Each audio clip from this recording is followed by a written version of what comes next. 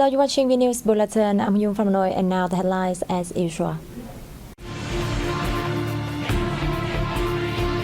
Top leaders welcomed Cambodian Senate President.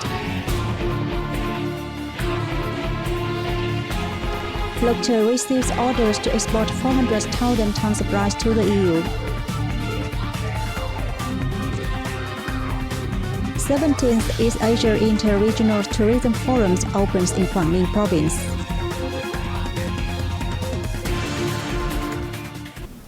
President of the Cambodia Senate Samdech Sechum is paying an official visit to Vietnam on October 24 to 26. The Cambodian guest was welcomed by Vietnamese top leaders on October 25th. Welcoming the Cambodian leader's visit, Party General Secretary Phu Chom congratulated achievements that the neighbor has gained over recent time. Chom stressed the visit will deepen the fraternal relations between the two peoples who have stood side by side during their struggles for independence in the past and the national construction cause nowadays. The party chief took the occasion to thank Cambodian sides for their support for Vietnam, affirming Vietnam will do its utmost together with Cambodia to preserve, nurture, and branch out the bilateral relations to a new high. Sechum, for his part, informed the host of his country's COVID-19 prevention and control work, socio-economic recovery, and several future orientations of the Cambodian People's Party. At the event, both sides discussed measures to boost the bilateral ties in the coming time, with focus sharpened on high-level meetings of the two parties, governments, parliaments, ministries, sectors, and localities. On the same day, President Nguyen Xuan Phuc received President of the Cambodian Senate Samdech Sechum. Phuc emphasized that the two countries should continue to promote cooperation in known fields in the coming time. On the occasion, Phuc thanked the Cambodian side for its support to the Vietnamese communities and businesses in Cambodia, actively assisting in rescuing many Vietnamese people who were treated to Cambodia in recent times. Sechum affirmed that despite the impact of COVID-19 pandemic and the changing situation in the world, the relations between Cambodia and Vietnam have always developed well, in which trade relations have increased continuously over the past years. Briefing the host on the results of his talks with National Assembly Chairman Vương Đình Huệ, the Cambodian Senate President said that the two legislative bodies will strengthen cooperation in the coming time, contributing to tightening and deepening cooperation between the two countries. Also on October 25th, Prime Minister Pham Minh Chinh had a meeting with visiting President of the Cambodian Senate, Samdech Sechum. Prime Minister Chinh highly valued the meaningful activities jointly held by both sides during the Vietnam-Cambodia Friendship Year 2022. The activities have contributed to raising the public awareness, especially among the young generations, of the responsibility to preserve and reinforce the friendly neighborliness and solidarity between the two peoples, Chinh stressed. The leader said he hopes the President of the Cambodian Senate will continue to work for the further promotion of bilateral ties. For his part, Sechum highlighted the Vietnam-Cambodia traditional solidarity and thanked the party, government, military, and people of Vietnam for supporting and giving timely and great help to Cambodia throughout the history. He affirmed that Cambodia is working hard to further reinforce the solidarity, sound neighborliness, comprehensive, stable, and long-standing ties between the two countries. A Vietnam news agency delegation led by General Director Vũ Việt Trang is taking part in the 10th General Assembly of the Organization of Asia-Pacific News Agencies, which kicked off in Tehran on October 24th.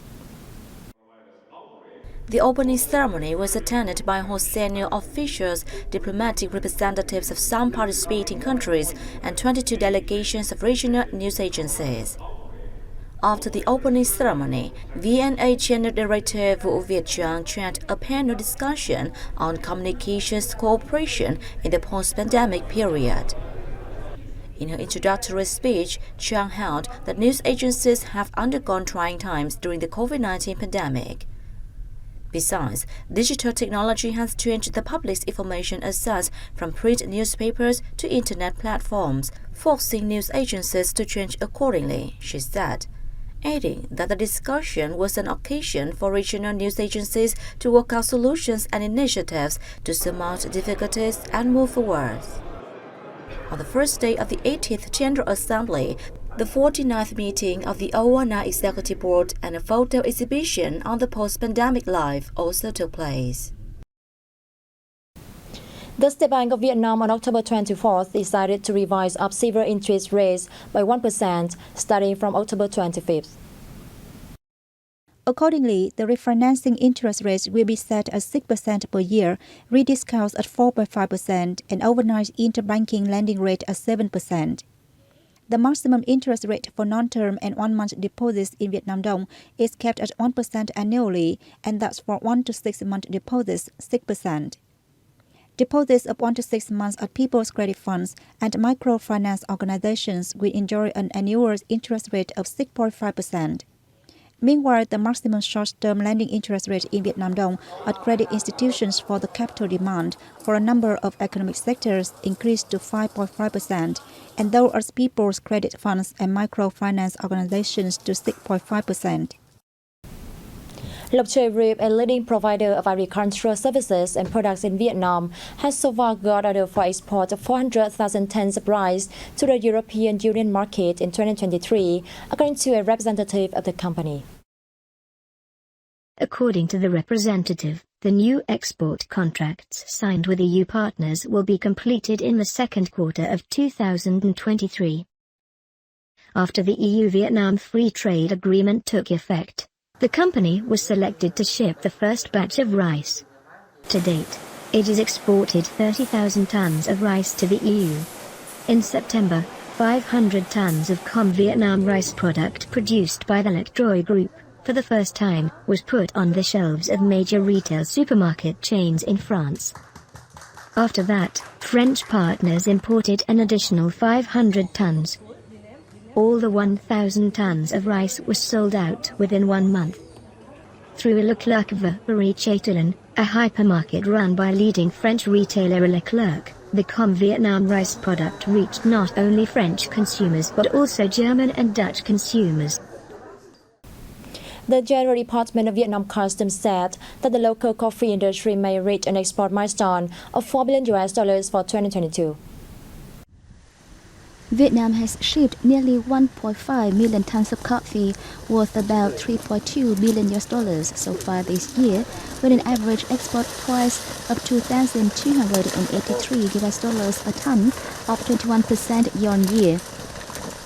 Analysts believe export turnover in the coffee industry will grow 30 to 40% this year as the world adapts to COVID-19, with demand substantial while supply is declining.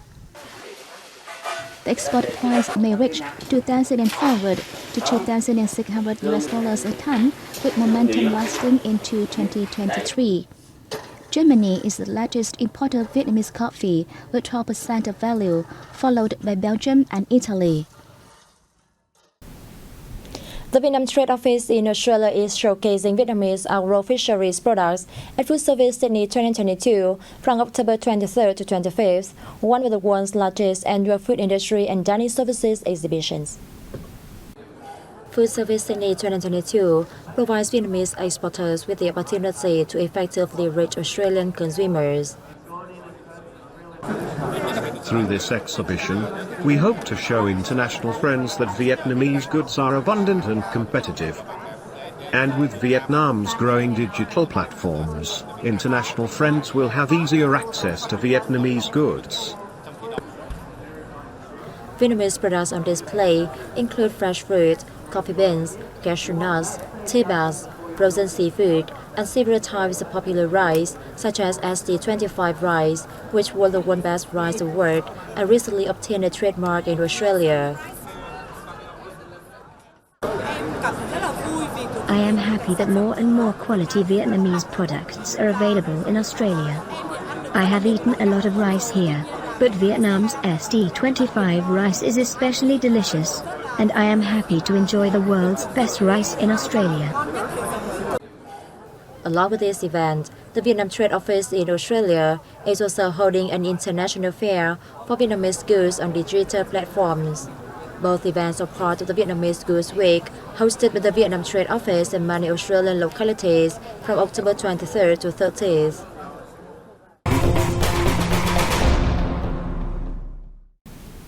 The 17th General Assembly for the East Asia Inter-Regional Tourism Forum, themed Tourism Recovery in East Asia in the New Normal Era, officially kicked off in Ha Long City, in the northern province of Quảng Ninh on October 25th. This is the second time Quảng Ninh province has hosted the important forum, which was cancelled 2 years ago due to the COVID-19 pandemic. The opening ceremony took place in both online and offline formats, along with the 20th anniversary of the EATOF. During the event, there will be 3 discussion sessions, a meeting of the EATOF Study Committee, bilateral meetings, and a meeting of provincial governors, among others. About 150 delegates are attending the event, including domestic and foreign speakers from the World Tourism Organization, UNESCO, TripAdvisor, as well as tourism experts from universities. The drama The Bluebird, co-produced by the Tuổi Trẻ Theatre and the Wallonie Brothers delegation in Vietnam, was performed recently at Hanoi Opera House. The Bluebird is the work of Belgian writer Maurice Mauterick, who won the Nobel Prize for Literature in 1911. It was first staged in 1908 and is considered a masterpiece of contemporary theatre. Exploring the adventures of discovering happiness through the representation of a bluebird, the play has been performed by several theatres and art groups around the globe, becoming a classic work of literature and art and a representation of joy and affection for many generations of youngsters. We tossed and turned as we wanted to bring the closest meaning of the play to the audience. It's a 3-hour play, but we cut it down while retaining the main plot so it's not too long for the audience. The performance was held on the occasion of the 25th anniversary of the establishment of the Wallonie Brussels delegation to Vietnam and the official visit to Vietnam by the Minister Premier of the government of the French-speaking Belgian community, Wallonie Brussels, Pierre-Yves Jaholet, from October 17 to 21st. The journey to seek the bluebird will lead the audience to explore the adventures of discovering happiness in life.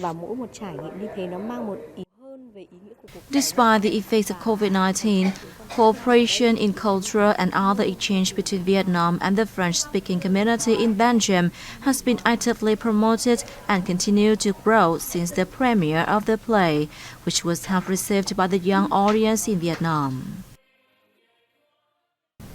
Australia's tourism newswire Escape has recently published an article hailing Vietnam as an ideal budget destination for Australian tourists. In an article entitled "On the Budget, Why Vietnam Delivers Asia's Best Value," the author highlighted reasons for why this Southeast Asian country is the best worth every penny choice for Oceanian visitors. The author wrote that lower inflation in Vietnam and a stronger than usual Aussie dollar against Asian currency are a good confluence of events for those wanting to travel to Vietnam.